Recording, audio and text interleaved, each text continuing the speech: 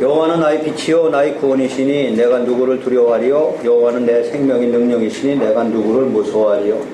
예, 이 신앙고백 27편의 1편은 신앙고백이지만 이 신앙고백은 아무나 하는 것이 아닙니다.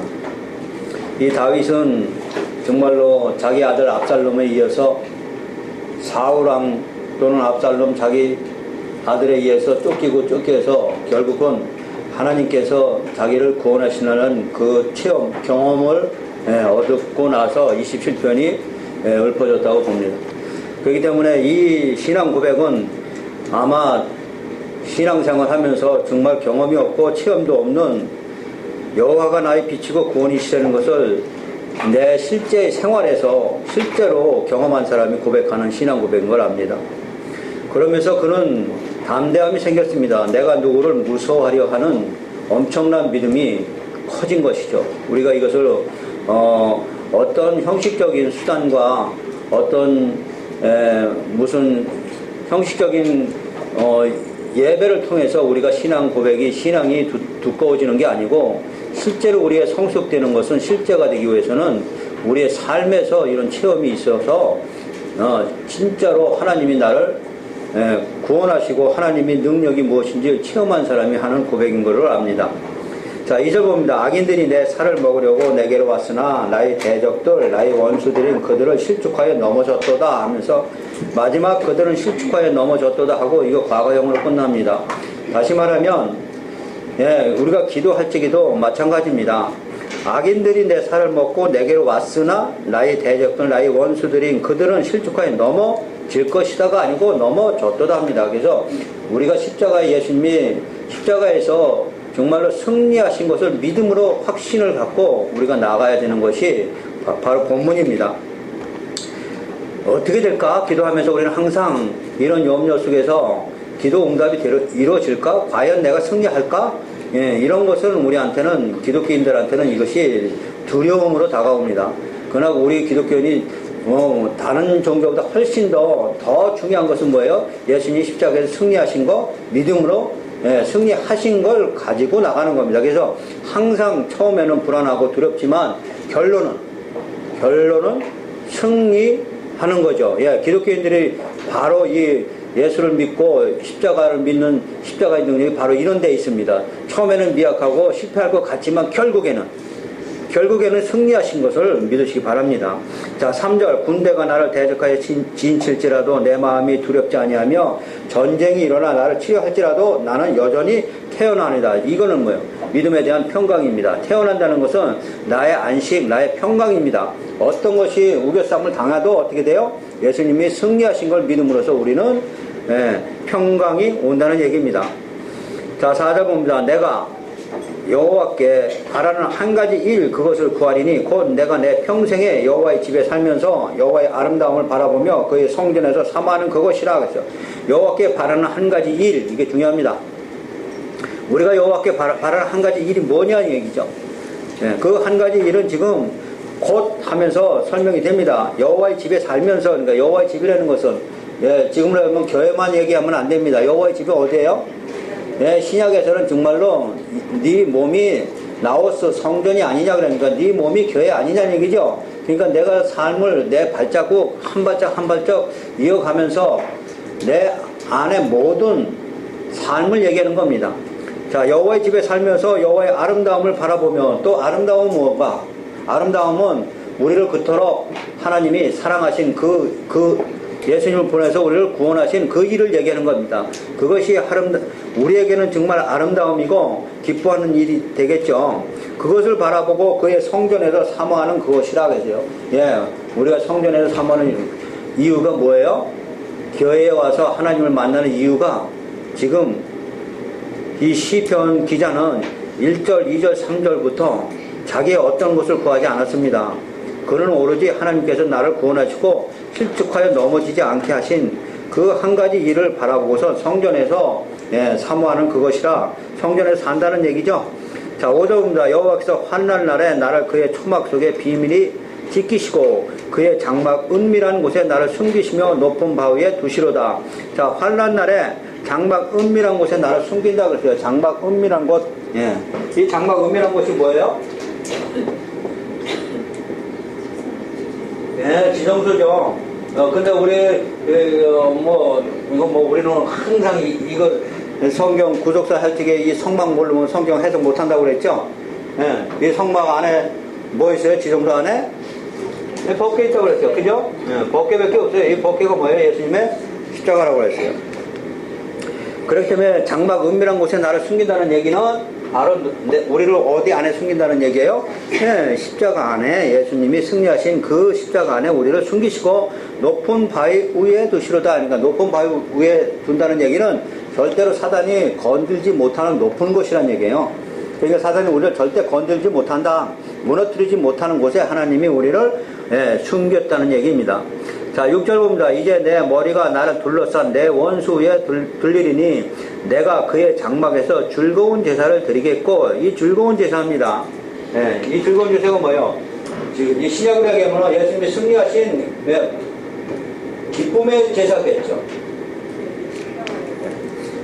자, 이 즐거운 제사를 드리겠고 노래하며 여호와를 찬송하리다. 그러니까 이 즐거운 제사는 찬양입니다. 이 찬양이라는 것은 거의다가 어떻게 되었어요?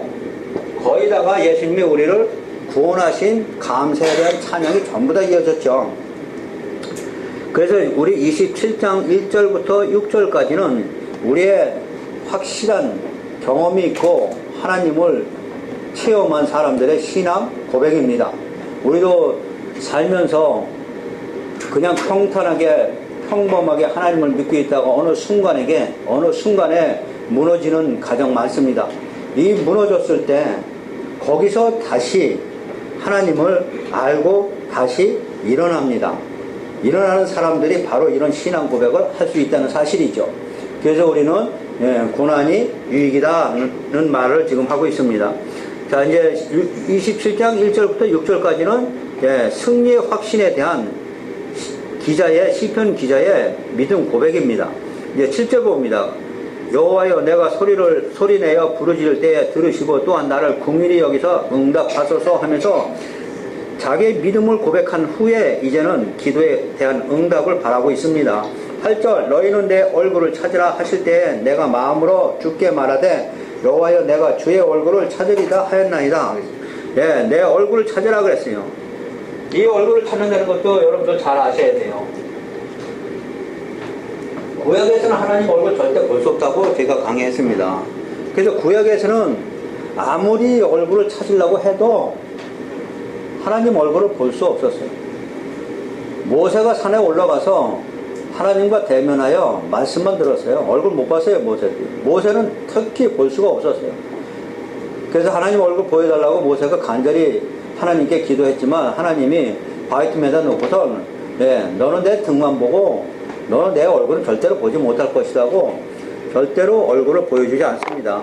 그래서 우리 구약의 축도 아시죠? 신약의 축도하고 구약의 축도 다르죠? 구약의 축도가 민수기 몇 장이에요? 20?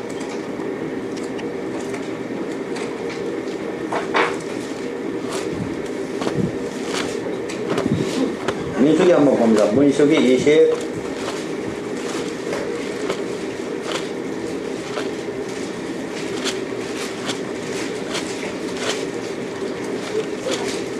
(26장) 21장 26장? 아, 그냥 6장? 아, 그렇죠. 6장 22절부터 26절까지요. 이게 구약의 축도.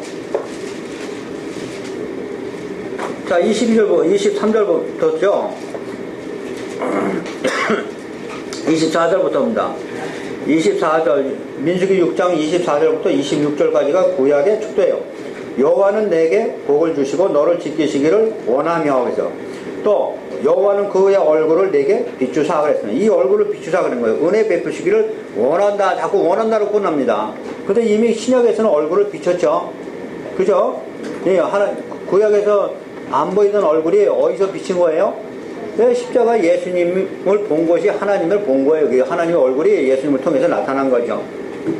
그다음에 그 은혜가 십자가의 은혜 베푸시기를 원하며 이 축도대로 신약에서 예수님은 나타난 거죠. 26절에 보면 여호와는 그 얼굴을 내게로 향하여 드사 평강 주시기를 원하노라 할지니라. 그래서 여기 중요한 것이 예, 평강입니다. 또 이게 구약의 축도인데 구약에서는 절대로 하나님의 얼굴을 볼 수 없었어요.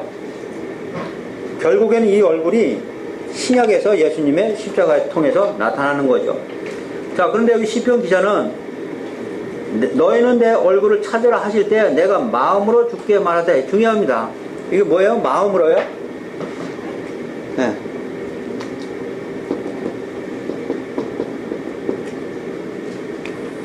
마음으로라는 얘기가 우리 신명기에도 보면은 구약에서는 민수기까지 전부 다 겉에다 할례를 하라 그럽니다. 그죠? 아브라함한테도 마찬가지죠. 근데 신명기 가서는 이 할례가 뭘로 바뀌어요? 네, 마음의 할례로 바뀌어요. 그럼 마음의 할례는 뭐냐? 이 겉에다 할례가 뭐예요? 애적 신앙. 이거는 내적 신앙이에요. 마음은 우리 마음에 들어오는 거죠. 내 안에 들어오는 거죠. 그럼 마음이라는 것은 또 어떤 것인가? 마음이라는 것은 내가 생각만 하는 것에서 끝나는 것이 아니죠.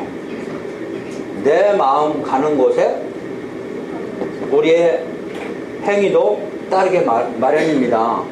그것처럼 우리가 하나님을 믿는다고 해서, 마음으로 믿는다고 해서 가만히 있으면 그거는 이미 마음으로 믿는 게 아니죠. 진짜 내가 누구를 사랑한다고 하면, 가정에서 내가 누구를 사랑한다고 하면, 맨날도 입으로만 사랑한다고 하면 뭔 소용이 있냐고. 사랑한다고 하면 사랑의 표시가 분명히 주어지겠죠. 네, 나는 당신을 이렇게 사랑합니다 하고서 뭐 주겠어요? 선물. 그래서 마음과 행위는 똑같이 이루어지는 것이죠. 이것을 별도로 생각하면 안 돼요. 내가 마음으로 주께 말하되 하는 것은 믿음의 고백이지만 이 마음과 똑같이 믿음의 행위가 따라줬다는 얘기입니다. 우리도 마찬가지죠. 마음으로 사랑한다고 해놓고, 하나님을 사랑한다고 해놓고, 뭐예요? 행위가 안 따라가면 그게 죽은 믿음이라고 하는 거잖아요. 이게 야고보서죠. 자, 9절 봅니다. 주의 얼굴을 내게 숨기지 마시고 주의 종을 노하여 버리지 마소서. 주는 나의 도움이 되셨나이다. 나의 구원의 하나님이시여 나를 버리지 마시고 떠나지 마소서 하면서 구약에서는 간절한 기도가 이어집니다. 결국 이 시편 다윗의 기도에 의해서 하나님이 다윗의 후손인 예수님을 통해서 이 기도의 응답도 떨어집니다. 성취됩니다. 10절 봅니다. 내 부모는 나를 버렸으나 여호와는 나를 영접하시리이다. 중요하죠?